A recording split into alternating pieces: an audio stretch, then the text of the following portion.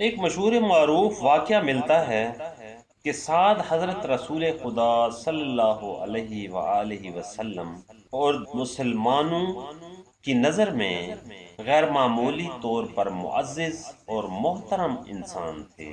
جب وہ اپنی سواری پر تشریف لاتے تو آن حضرت صلی اللہ علیہ وسلم حکم دیتے تھے کہ مسلمان ان کے استقبال کے لیے جائیں، اور خود پیغمبر خدا صلی اللہ علیہ وآلہ وسلم بھی ان کی آمد پر کھڑے ہو کر ان کا خیر مقدم فرماتے تھے۔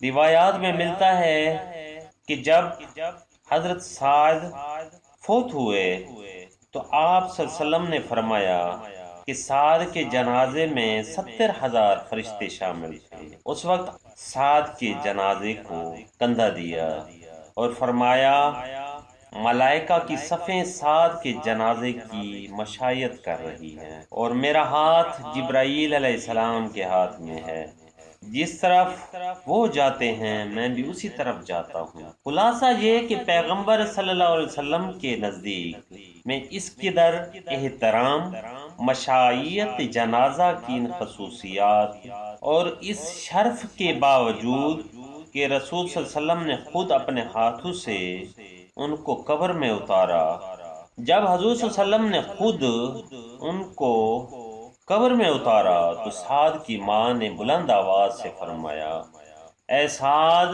تجھے خوشخبری ہو کہ تو اہل بہشت میں سے ہے۔ تو آن حضور صلی اللہ علیہ وسلم نے فرمایا، تم نے کہاں سے اندازہ لگایا کہ تمہارا فرزند اہل جنت میں سے ہے؟ اس وقت تو سعد فشار قبر میں مبتلا ہے۔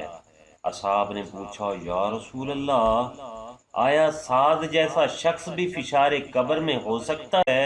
حضور صلی اللہ علیہ وسلم نے فرمایا، ہاں، اور اس کے فشار قبر کی وجہ اس کی اپنے اہل خانہ کے ساتھ برا رویہ اور کچھ خلقی تھا، زوجہ کے ساتھ بد اخلاقی سے پیش آتا تھا، جس کی وجہ سے یہ آج عذاب قبر میں مبتلا ہے۔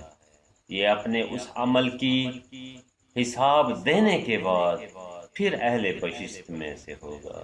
اللہ کریم ہمیں اچھے اعمال کرنے کی توفیق عطا فرمائے اور ہمیں ان چھوٹی چھوٹی باتوں کا خیال رکھنے کی طاقت عطا فرمائے، آمین۔